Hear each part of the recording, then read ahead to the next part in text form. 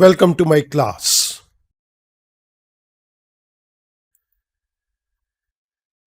The Limited Liability Partnership Act 2008.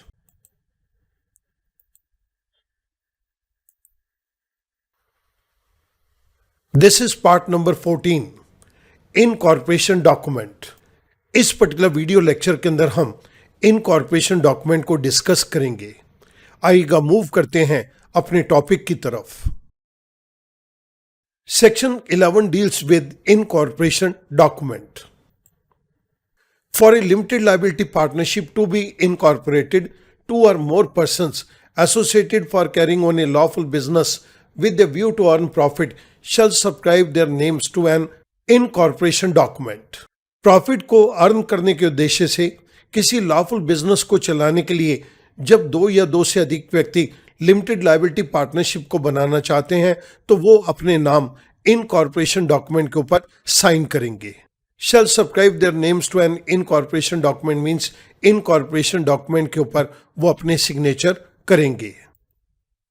The incorporation document shall be filed in such manner and with such fees as may be prescribed with the registrar of companies of the state in which the registered office of the limited liability partnership is to be situated. जिस particular राज्य के अंदर limited liability partnership firm का registered office होगा उसी राज्य के registrar of companies के पास प्रेस्क्राइब्ड फी के साथ इनकॉर्पोरेशन डॉक्यूमेंट को सबमिट किया जाएगा। According to part B of form FiLLiP, a statement in the prescribed form along with the incorporation document shall be filed stating that all requirements of LLP Act and the rules made thereunder precedent to incorporation of LLP have been complied with. Form FiLLiP के part B के अनुसार एक statement prescribe form के अंदर incorporation document के साथ submit की जाएगी।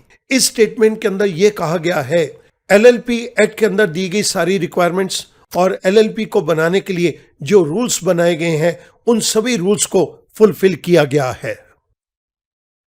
This statement shall be made by either an advocate, chartered accountant, company secretary और cost accountant who is engaged in the formation of LLP।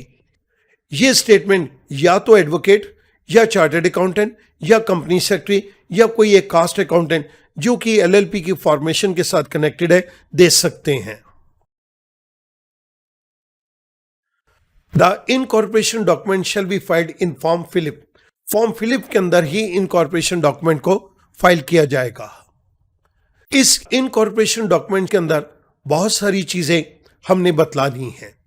It shall first point state the name of limited liability partnership. Second point state the propose business of the limited liability partnership. ये limited liability partnership किस particular business को take up करेगी। Third point, state the address of the registered office of the LLP. Fourth point, state the name and address of each of the persons who are to be partners of the limited liability partnership on incorporation.